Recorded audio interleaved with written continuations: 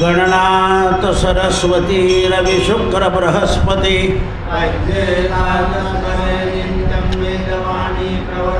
विनायकं गुरुं भानु ब्रह्मा विष्णु महेश्वरान् मातृदेव भव पितृदेव भव आतिथ्यदेव भव सर्वेभ्यो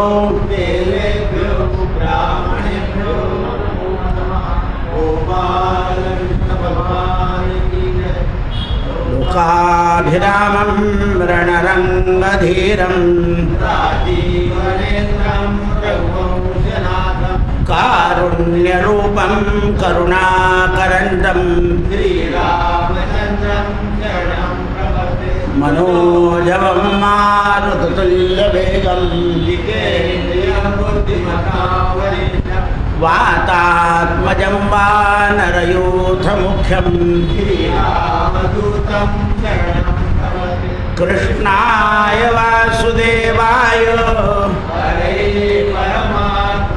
प्रणतक्लेशनाशाय गोविन्दाय नमो नमः गोविन्दाय नमो नमः गोविन्दाय नमो अत्रिपुत्रो महातेजो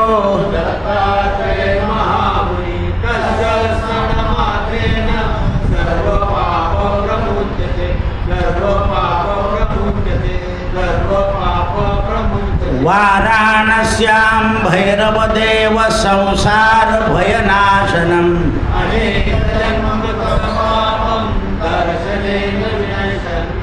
दर्शनेन विनश्यन्ति दर्शनेन श्रीराम जय जय राम श्रीराम जय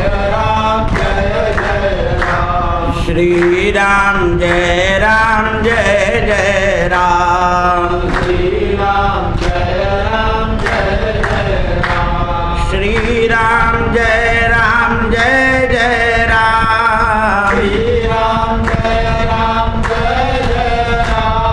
श्रीराम जय राम श्रीराम जय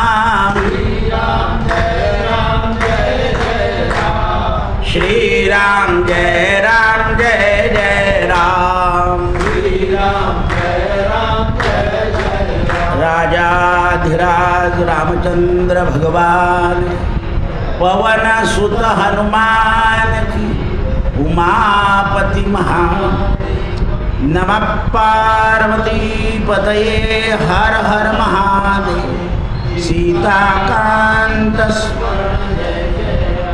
जय जय रघुवीर समर्थ।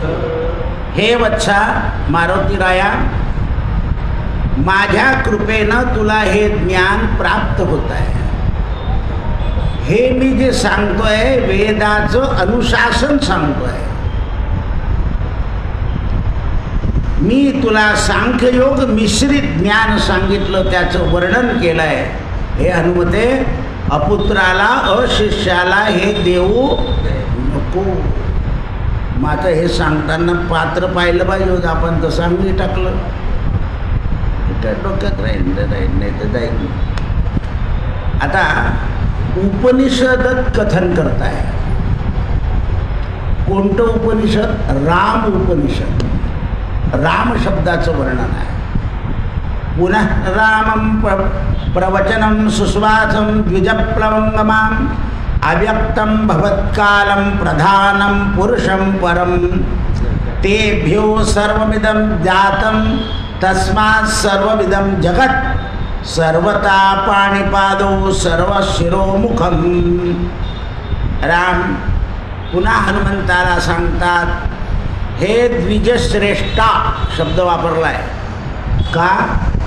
द्विजश्रेष्ठ का म्हटला? वानर असून आतापर्यंत 2 अध्यायात त्याच्यावर संस्कार केले म्हणून तो द्विज संस्कारात द्विज उच्चते। ज्याच्यावर संस्कार होतात तो द्विज म्हटला जातो। आता हे द्विजश्रेष्ठा अव्यक्त से काल हुआ है, अव्यक्त याच्यातून कालाची निर्मिती झाली आहे, व्यक्त आणि अव्यक्त. तर अव्यक्त जो आहे परमात्मा त्याच्यातून काल झालेला आहे आणि म्हणून त्याला प्रधान पुरुष असं म्हणतात. कालाय तस्मै नमः. याच्यावरती हे जगत उत्पन्न झालं आहे. काल आला म्हणून जग निर्माण झालं.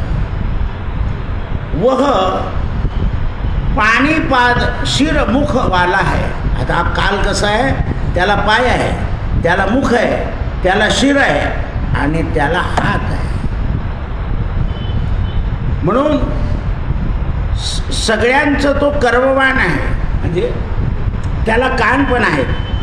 तो अवृत्त स्थितीमध्ये असल्यामुळे त्याला इंद्रिय दिसत नाही, पण इंद्रियांचे गुण आहेत, कारण तो आभास रूप आहे. आभास आहे म्हणून सगळ्या इंद्रियांना तो कळत नाही. तो सर्वाधार आहे. काल सगळ्या जगाचा आधार आहे, स्थिरानंद आहे आणि तो कसा आहे, पुन्हा स्थिर आहे. अव्यक्त द्वैत वर्गित आहे आणि म्हणून ते सगळं रहित प्राणी मात्रांना तो अगोचर आहे, लवकर न कळणार आहे. काळ कळत नाही आपल्याला. आपण म्हणतो ना, बोलता बोलता इतके दिवस निघून गेले, 2000चे 4 महिने चालले, काळ कळत नाही. काळ कोणाला कळतो? जो सतत भगवंताच्या चिंतनात आहे त्याला काळ कळतो. काळाची या उडी पडेल बा जेव्हा. आपण तर अजून 75 मध्ये म्हणतो काय झालं आहे आपलं, लोक 92 पर्यंत राहतात, अशा गप्पा झाल्या आपल्या. म्हटलं अमृत महोत्सव करून टाका, 75 झाला आहे, आपल्यासारख्याचं काय खरं आहे. म्हणून मला मध्ये कोणी विचारायला आलं ना, त्याला म्हटलं 75 लाख जप करून दे एका वर्षात मला, म्हणजे मग तुझा अमृत महोत्सवला परवानगी देऊन टाक. किती जप करायचा? त्याला म्हटलं हे 75,000 सांगेल तर पटकन होऊन जाईल, पण मी 75, कारण आता लाखाला हजाराला काही किंमत आहे का? लाखालाही काय राहिली आहे? लाख रुपये त्याचे किरकिर. ती गाडी 1,20,000ला 30,000ला येते, 1 लाखाला काहीच किंमत राहिली नाही. असं आहे. म्हणून त्यावेळेस निर्विकल्प, निराभास, सर्वभास, परामृत, अभिन्न आणि भिन्न स्थान. पुन्हा काळ इकडे काही तर तिकडे काही तर तिकडे. पण आजचीच बातमी आहे, एका देशामध्ये एवढा पूर आला आहे तर गाड्या तरंगत आहे. एका देशात 0 तापमान आहे आणि आपल्याकडे 50 आहे. काय या भूमीवर 3 गोष्टी चालू आहे. सकाळीच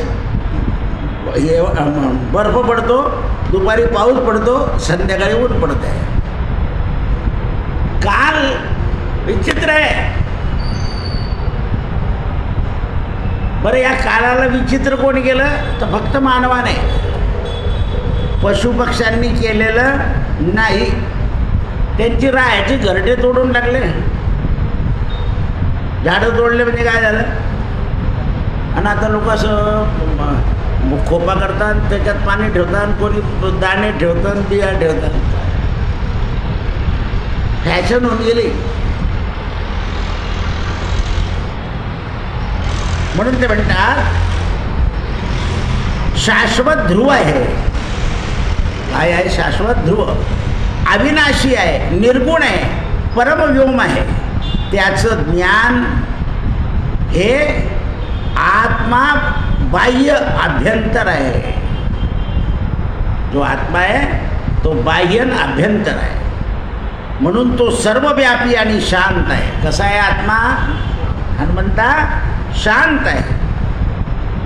मग ज्याला आत्मज्ञान होतं तो कसा होतो? शांत. जोपर्यंत वलवल आहे तोवर. म्हणून वलवल म्हणजे ज्ञान नाही.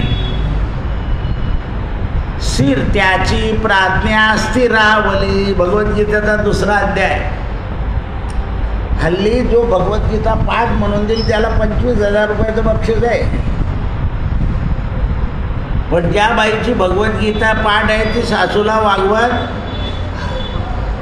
आली का पंचायत. भगवद्गीता काय सांगते, ईश्वरच सर्वभूतानां, म्हणजे सासूमध्ये देव नाही का. असे टप्पे टाकले म्हणजे लोक एकदम आईस्क्रीम होऊन जातात. असं आहे.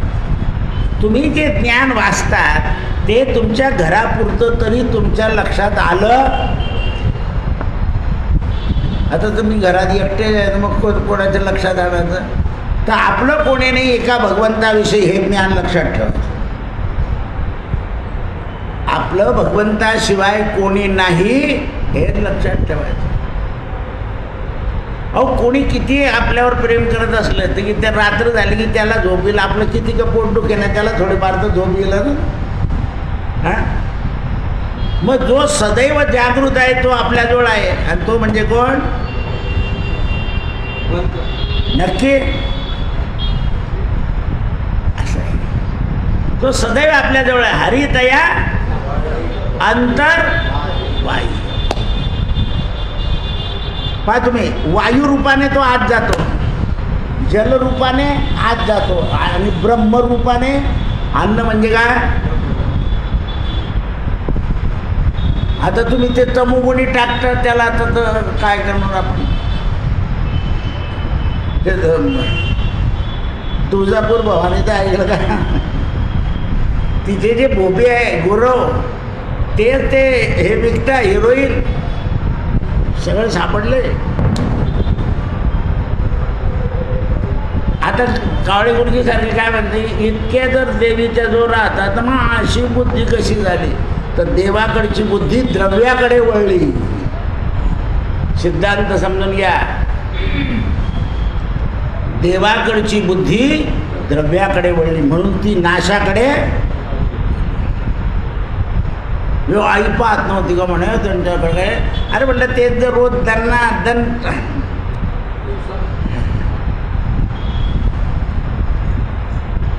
मारले त्याचं पशु तिथे. असं आहे. तिथे जर द्विज असते तर असं केलं असतं का. हा मोठा प्रश्न आहे. म्हणून आपलं कर्म असेल तेच करावं, दुसरं कर्म करू नये. त्या कर्मानं विपरीत अवस्था निर्माण होते. जास्ती प्रसादाला मी पोरांना म्हणतो वाटून टाक. ते म्हणतो उद्या वाटेल. तो ज्याने आणलाय ना ते तो म्हणे खाऊन गेले. किती वाटता वाट. ते बसताना तिथं सगळं खाता म्हणजे झालं. बसणारे नको का खात ना. असे याचा पेड डब्याला तूच वाट. डोकं डाळ नको करू. आपल्याला 8-10 दिला आणि त्यांनी एक घेतलं बरं.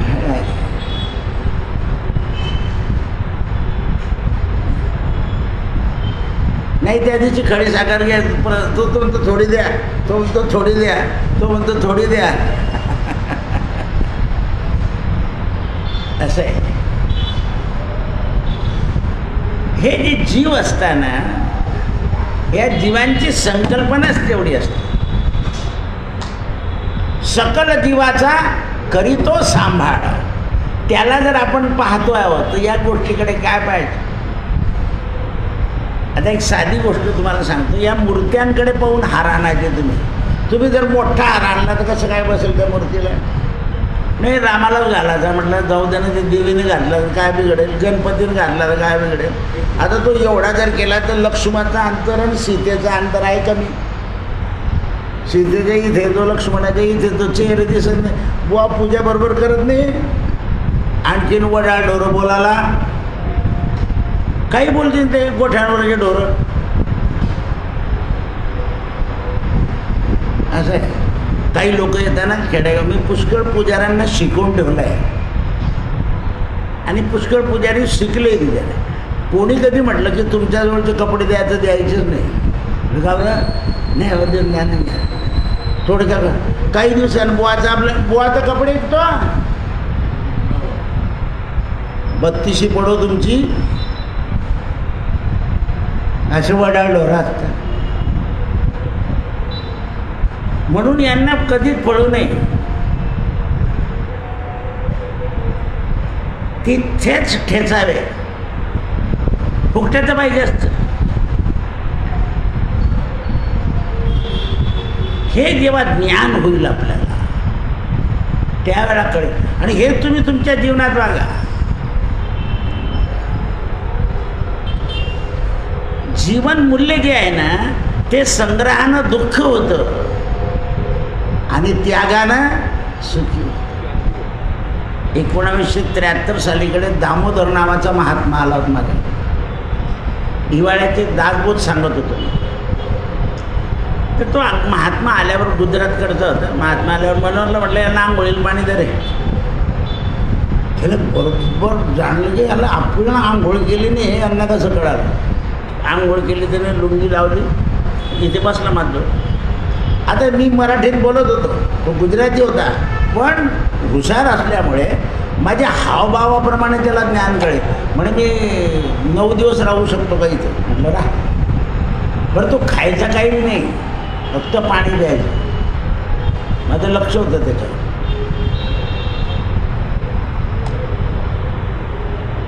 फक्त लघुशंकेला जायचं.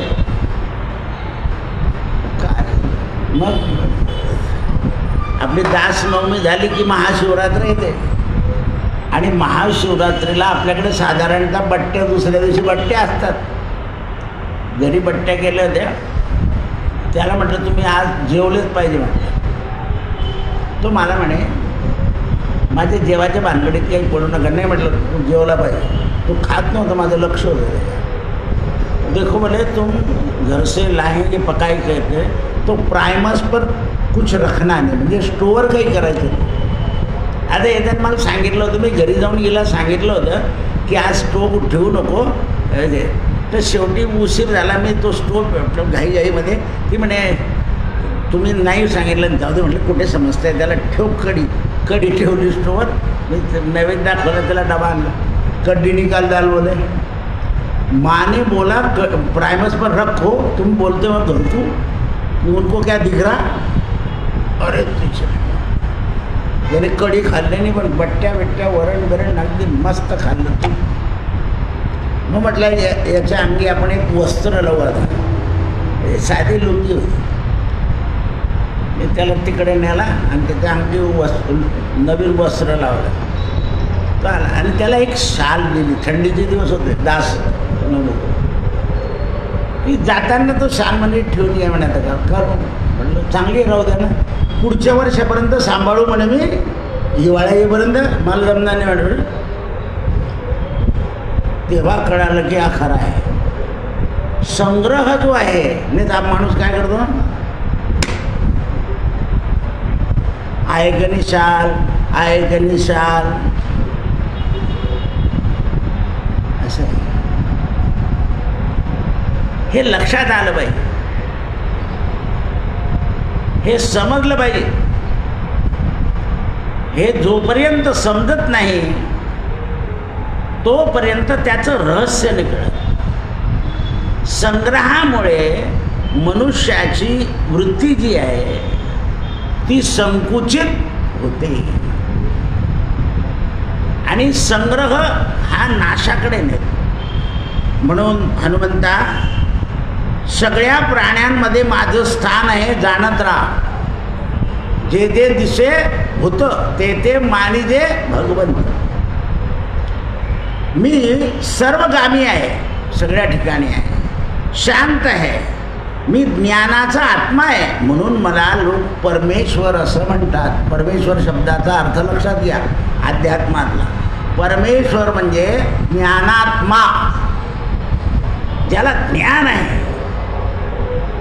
आपण आत्मा आहे पण अज्ञानात्मा आहे. जीवात्मा तर आहे, पण कसं आहे, जीवाला अज्ञान असतं. म्हणून ज्ञानात्मा म्हणजे मी परमेश्वर आहे. काल मला ते आपल्या याने प्रश्न विचारला ना, मग आपण पुरुष नाही का म्हणे. पुरुषाची कृती आहे फक्त माणूस. म्हणून दुसरं नाव काय त्याचं, मनुष्य.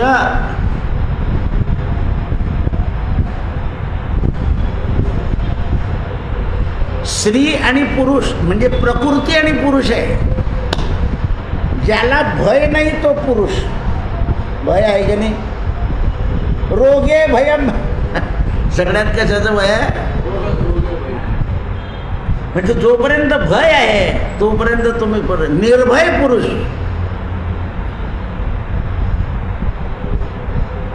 आपण म्हणतो स्त्रिया पुरुष लिहून टाकतो, खरं अध्यात्माच्या दृष्टीने पाहायला गेले ज्याला भय आहे तो पुरुष नाही. त्यावेळेस सगळ्यात माझे स्थान आहे प्रधान पुरुष. हे दोन तत्व आहे, प्रधान आणि पुरुष हे दोन तत्व आहे. या योगानं संयोग होतो आणि अनादि काल हा तिन्ही अनादि अनंत आणि अव्यक्त मध्ये स्थित आहे. अनादि आहे, अनंत आहे आणि अव्यक्त आहे. तिन्ही कालामध्ये मी स्थिर आहे. म्हणून तदात्मा अन्य दोन स्थान आहे. माझं रूप महत्त्व आहे. हे विशेष करून सगळ्या जगताला मी निर्माण केलेलं आहे, एवढं लक्षात ठेव. म्हणून मला जगन्नियता असं म्हणतात, जगदात्मा असं म्हणतात. आहे का नाही अद्भुत.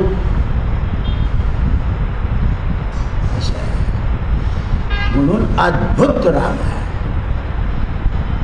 वाल्मिकी रामायणातच ही कथा आहे, पण त्याच्यातून काढली आहे अद्भुत. म्हणून हे शंकराचार्य जे आहे ना, ते कोणत्याच दुसऱ्या रामायणाचं पारायण करत नाही, फक्त वाल्मिकी रामायणाचं पारायण करत. आणि तेही वाल्मिकी रामायण हे पुण्याच्या लोकांनी लिहिलेलं नको, ते काहीतरी चुटकले घालतात त्याच्यात. संस्कृत आणि खाली श्लोक हिंदीचा अर्थ किंवा मराठीचा अर्थ पाहिजे, तेच वाचत. कारण ते संस्कृतामध्ये जे ज्ञान आहे ते सरळ मराठीत लिहिलं गेलं पाहिजे. आता एक गोरखपूरचं भागवत आहे ना, याच्याही पेक्षा श्रीधरी काही वेगळं आहे. पहा मी त्याच्यातले मुद्दे सांगतो तुम्हाला. अनुग्रह निग्रह. अनुग्रह केव्हा होतो, जेव्हा मनाचा निग्रह असेल तेव्हा. जोपर्यंत तुमच्या जीवनात दुराग्रह आहे तोपर्यंत अनुग्रहाला थारा नाही. आता किती अनुग्रह घेतलेले बसले इथे, पण अजूनही दुराग्रह गेला. असं हे जगत असे. अनुग्रहानंतर दुराग्रह गेला पाहिजे. कालचं उदाहरण सांगतो. आपलं कीर्तन चाललं होतं आणि आपले काही लोक पांढरापोळला बसलेले होते आणि त्यांना तिथे जाणं भाग होतं. पण ते तिथे बसल्या बसल्या आपलं कीर्तन ऐकत होतं. काल मला असं भुकी आली, जगू म्हटलं काय रे कीर्तन, मोबाईलवरचं दृश्य कसं दिसतं दाखव. तर ते 6:05, 6:10, 6:15. आपले जेवढे 43 लोक होते तेवढे मला दिसले ते की त्यांनी नावं टाकले होते. आम्ही कीर्तन ऐकतो आहे. आम्ही कुठे बसले होते ते पांढरापोळला बसले होते. दुसऱ्या कार्यक्रमात कीर्तन कुठे ते ऐकत होते. कारण ज्ञान जिज्ञासा पाहिजे माणसं. नाही तर रात्री गेल्यावर ऐकू 12 वाजता. ते म्हणे नाही आपल्याला काय करा, इथे तिकडे कार्यक्रम चालला, इकडे आपलं पाहत राहायचं. ते मला टाईम आऊट कळालं. ते सकाळी आले जे लोक आले त्याला म्हटलं का रे तू तो गोशाळेमध्ये काल्याचं कीर्तन आहे, तुम्हाला कसं काय समजलं. म्हटलं मग काल अचानक मला ती उकी आली स्नान करता करता. म्हटलं पाहू काय आहे. तर हे लक्षात ठेवलं पाहिजे. म्हणजे मनुष्य किती ध्येयवादी असू शकतो.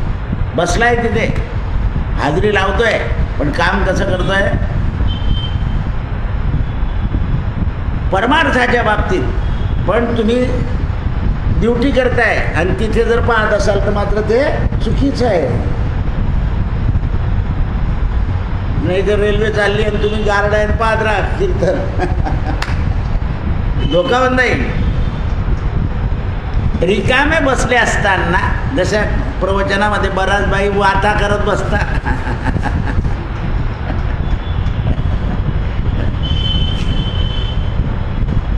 असं आहे ते.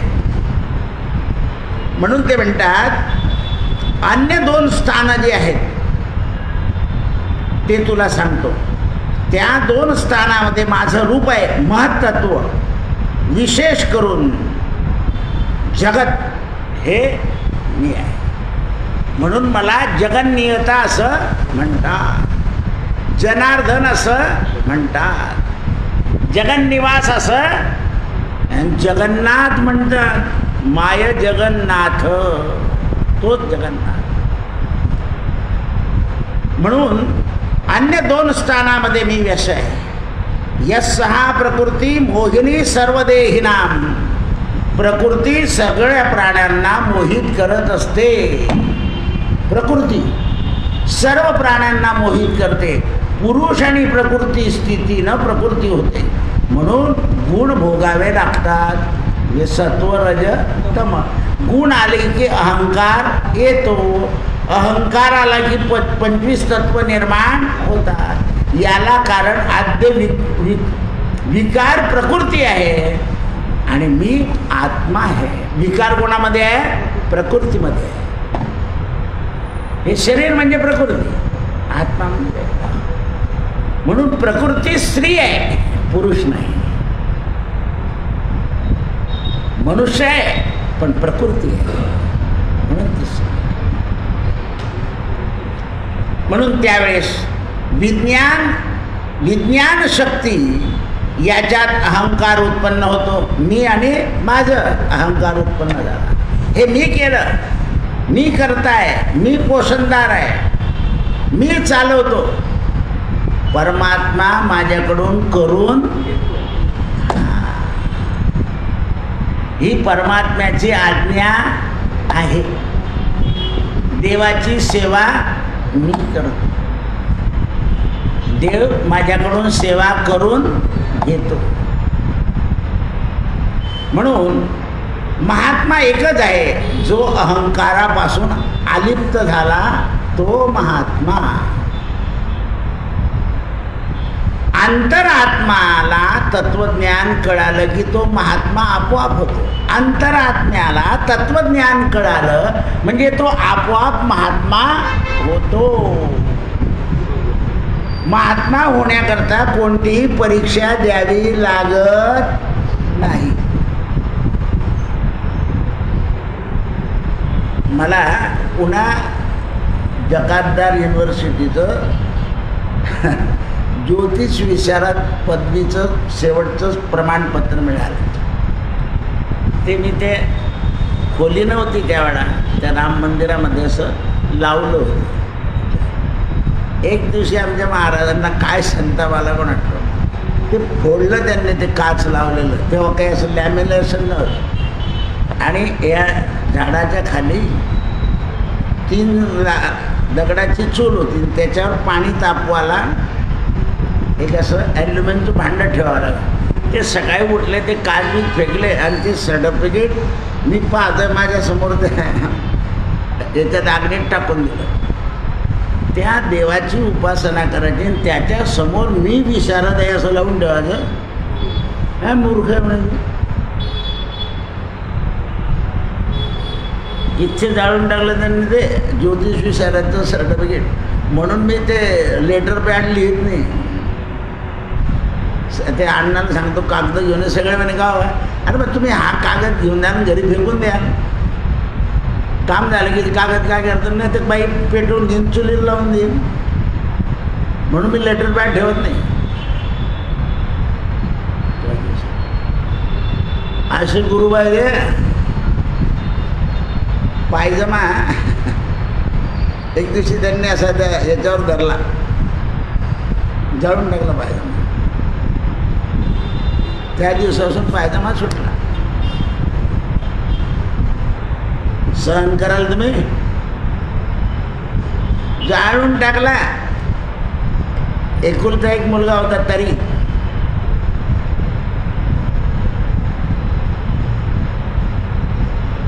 असं आहे. आता जर मला कोण म्हटलं की तुम्हाला धोतर नेसता येत नाही, पायजमा घाला तर घालता येईल का? असं आहे. तर ही अशी मोठी माणसं असतात.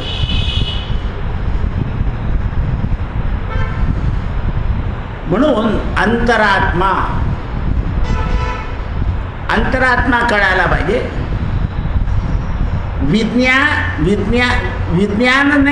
विज्ञान शक्ती प्राप्त होते आणि विज्ञान शक्तीने अहंकार उत्पन्न होतो. आणि म्हणून अहंकार हा माणसाचा जात नाही. अहंकार जात नाही म्हणून सुख आणि दुःख मागे लागतं, जन्म आणि मरण मागे लागतं. म्हणून विज्ञानात्मक मन तयार कर. मग कसं तयार करू? तर परोपकार शिक. जसा जसा हनुमंता परोपकार करशील, बघ म्हणे तुझी लहानपणाची एक गोष्ट सांगतो. राम सांगताय त्याला गोष्ट. तुझ्यात अचाट बल होतं. तू काय करायचा, या ऋषीला उचलून त्या पर्वतावर ठेवायचा आणि त्या ऋषी लोकांनी तुझं बल बांधून टाकलं, श्राप दिला. राम कार्य होईपर्यंत तुला तुझ्या बलाची शक्ती येणार नाही. आता तू राम कार्याला लागतोय, मी तुला आत्मज्ञान सांगतोय, आता तुला अहंकार होणार. अचाट बल या भीमाचे, कार्य करीतो नेमाचे. मारुतीरायाचं वर्णन आहे. अचाट बल या भीमाचे, कार्य करीतो. म्हणून लंका मी नाही जाळली, माझ्या सेफ्टीने जाळली. असं आहे. भूक लागलेली होती. आता खरंच भूक लागेल का एवढ्या ज्ञानी माणसाला? पण सीतेला विचारलं, आई म्हणे मला खूप भूक लागली आहे. म्हणे पडलेलं खा, हे रावणाचा विध्वंस करू. बरोबर, हे आणखी कठीण आहे. म्हणून सेफ्टीला आज्ञा दिली, झाड काढ. आणि झोपलेल्या झाडाचं वरचं फळ काढलं, पण जमिनीवरचं पडलेलं खाल्लं नाही.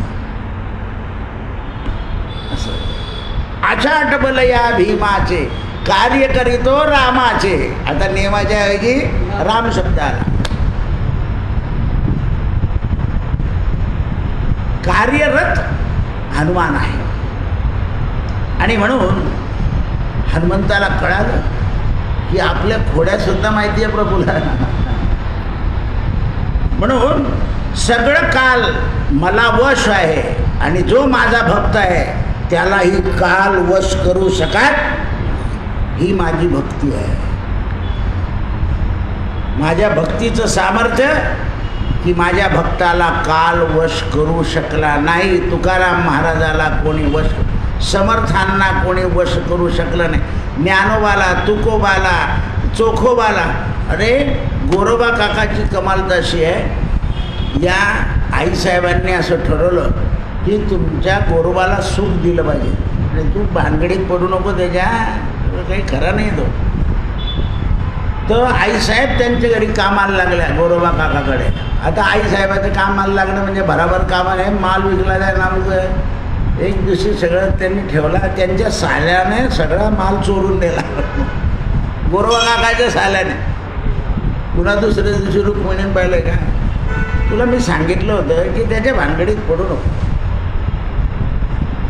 कारण ते या सगळ्या प्रकृतीला अनादी कालाला जिंकून राहतात. इतके पैसे येत आहे. अहो आमचा जगन्नाथाचा तो डोंबारी, आईसाहेब गेल्या, मुलगी चालली गेल्यामुळे खेळ सुरू झाला, ने ताटभर पैसे आले. अरे म्हणजे एवढे पैसे कधी येतात का आपल्याकडे? कामापुरते काढलं आणि टाकून दिले जगन्नाथाच्या पेटीमध्ये. देव रुक्मिणी गेली पंढरपूरला रात्री, हे गाव तो टाकून देतो म्हणजे तुला सांगितलं होतं. ते भक्त काम कल्पद्रुम आहे. ते तुम्ही काय करता तिकडे पाहणार नाही, त्यांना काय करायचं आहे एवढंच ते लक्षात ठेवा. लाविले से दुकान आली असे देत असे दान. म्हणून काल त्यांना वश करू. ते सनातन आहे, सगळ्या नियमांचं पालन करतात. भगवान प्राण हा सर्वज्ञ आहे. भगवंताने सांगितलं की प्राण जो आहे तुमच्या शरीरामध्ये तो सर्वज्ञ आहे, सगळीकडे आहे, तो समान आहे. म्हणून विद्वान लोक आपल्या मनाच्या आणि इंद्रियाच्या पलीकडे जाण्याचा प्रयत्न करतात. कारण मन आणि इंद्रिय काय करतं, आपल्याला रमवून टाकतं. रमला की गमला. म्हणून मनावरून पर अहंकार, अहंकारावरून महान असं अव्यक्त माझं रूप, आणि अव्यक्ताच्या पलीकडे पुरुष म्हणजे मी. पुरुषाच्या पलीकडे भगवान आणि प्राण. म्हणून माझे भक्त कधीही कोणाला वश होत नाही. मी सर्वत्रगामी आहे.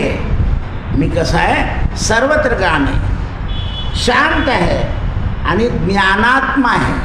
स्वतःचं वर्णन सांगताय, मी ज्ञानात्मा. म्हणून मला परमेश्वर म्हणतात. माझं काहीही नाही.